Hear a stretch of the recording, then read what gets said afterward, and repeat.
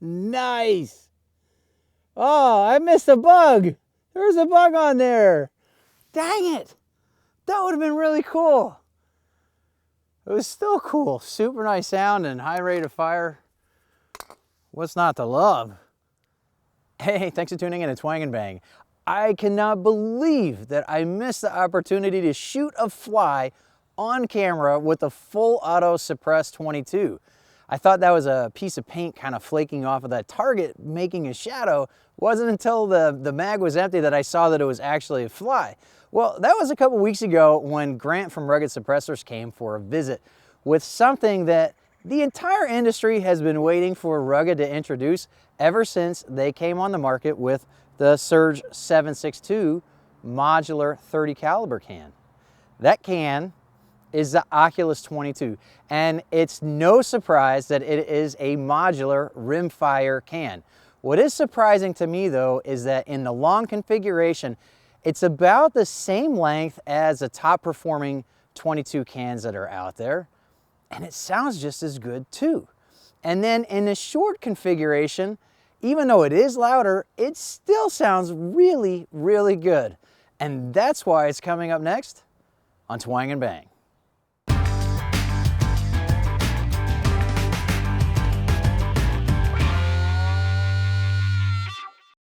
The Rugged Suppressors Oculus 22 is a 22 caliber silencer following the footsteps of their Surge 7.62 and Obsidian 45. Like those cans, the Oculus is modular, making it 2 silencers in one. The full-size configuration is 5¼ inches long and 6.9 ounces, with the K configuration only 3¼ inches and 4.3 ounces. The similarities to the Rugged Obsidian 45 are not just cosmetic. The Oculus shares many of its best design features with its bigger brother, including the way the baffles interlock to keep crud out of the tube. The engraving is also placed on the toughest part of the can to give Rugged the best chance of repairing it under its unconditional lifetime warranty. Every single part of the Oculus is machined from 17.4 stainless steel bar stock. There are no welds or extrusions anywhere on this can. This decreases manufacturing variabilities from can to can while reducing weak spots that can be introduced by those two processes. The ultimate result is a silencer good for 22 long rifle, 22 Magnum, 17 HMR and WSM, and even 5.7 full auto. I'm going to stick with subsonic 22 long rifle for this video, shooting both CCI suppressor as well as standard velocity ammo.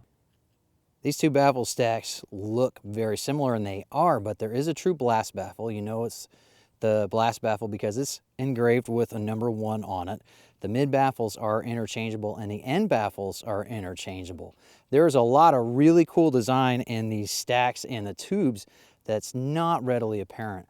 First of all, like the Obsidian, the baffles lock together in a way that helps to prevent gases from getting in between the baffles and the tubes, so it's easier to take them apart to clean. There are flats machined in that mate to make sure that you have all of the baffles properly aligned for maximum suppression. But the flats on the blast baffle actually also align with flats inside the tube so that you get repeatable point of impact. In order to get full alignment when in the long configuration, they've also made it so that the adapt module tube mates on the inside of the front baffle on the base stack.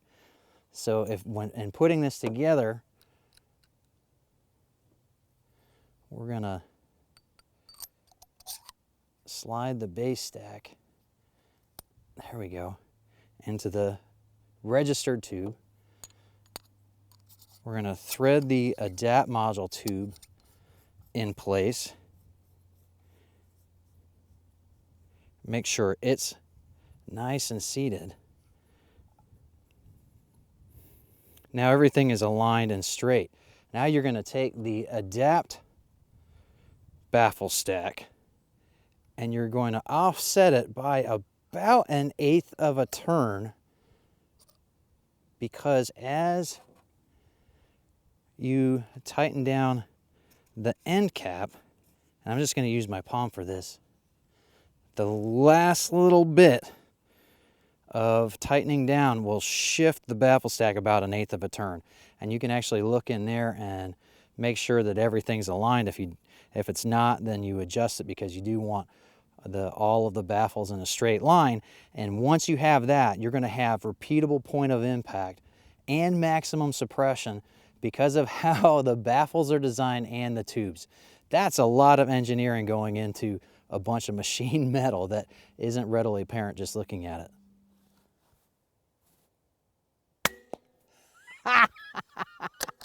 Really good. Oh my gosh.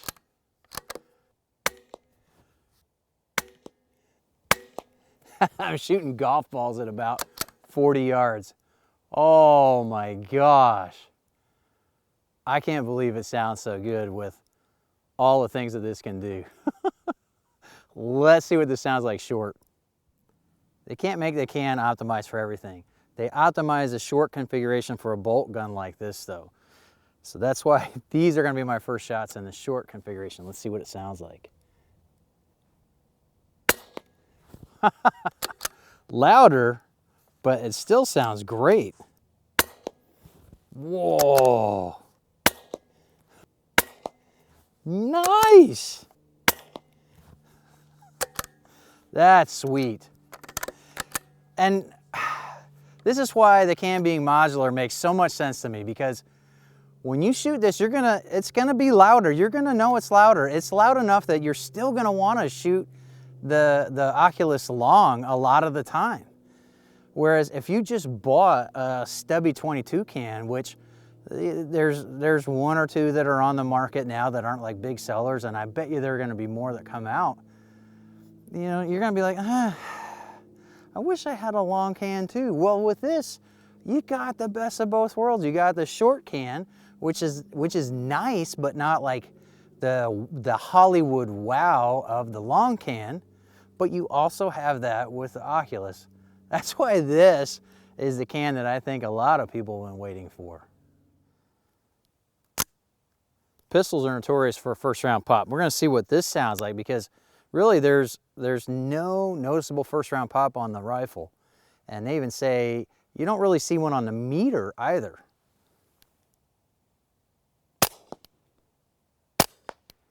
Oh yeah, it's just a slight change in tone, and it sounds awesome.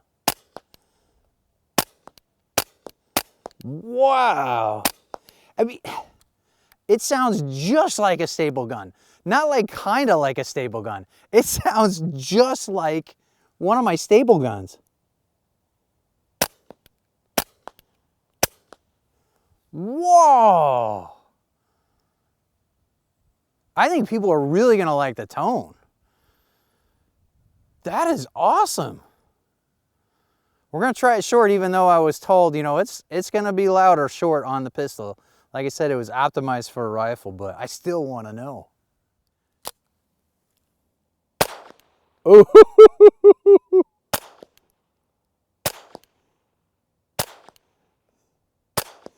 That actually sounds really cool though. Oh my gosh. Wow. Don't get me wrong. It's loud for like a 22 can. I mean, but it's short. But it sounds really cool. It's got a very nice tone to it. I think people are gonna love shooting this short on a pistol, even with the meter numbers. That sounded really awesome.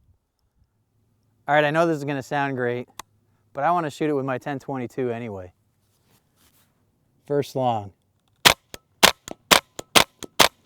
Oh my God, yes, the action is absolutely louder. And I can hear it. I know you're picking that up on the microphone too. Hitting a berm. Oh man, the action is now annoying to me. That's crazy. Okay, I'm just gonna tell you right now, I know at the muzzle, there's gonna be a difference in the meter, but because 1022s are so noisy back here, I'm telling you, I hear no difference at my ear. I hear none. No, there's no difference because the noise is coming from here. That's incredible. That is really cool. All right, I'm being told that you absolutely can hear the difference when you're not the shooter between this and the long configuration. I moved deeper into the bay and I could hear a little bit more. But really, as a shooter, this is where my focus is on the sound.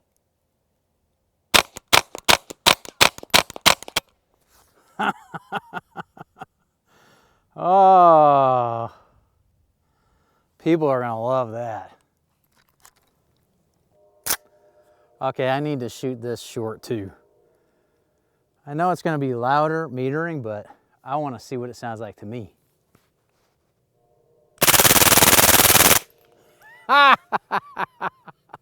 Oh my gosh. Same with the 1022. Like to my ear, it's really not that much louder. The action noise is what I really hear. Of course, I do hear more sound reflecting off of the berms, but short on a rifle, that's awesome. That was a design goal, was to optimize the short configuration for a rifle, and they did it. They pulled it off.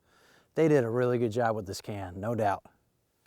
My most used host for 22 cans is my super accurate Savage FESR, so I wanted to see what happened to the point of impact and group size with the Oculus in place. I did see about a ½ inch shift at 25 yards, but the group size was unchanged in either the long or short configuration. Note that POI shift will be different for different hosts and ammo combinations, but since this is the combo most important to me, I'm happy with what I'm seeing. I actually waited to finish this video until I got these numbers from Grant. They are their official meter numbers done with CCI standard velocity. These are actually averages across multiple hosts. So they're not even the best numbers you're going to see depending upon what host you use.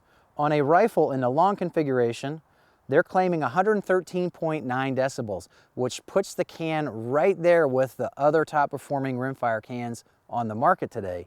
In the short configuration, they're claiming 119.2 decibels, just under 6 decibels louder, which is less noise than you're going to get from the action of a 1022. So as a shooter on a semi-auto, you're probably not going to hear a difference. Other people around you will hear it, but you probably won't hear a difference running the can short.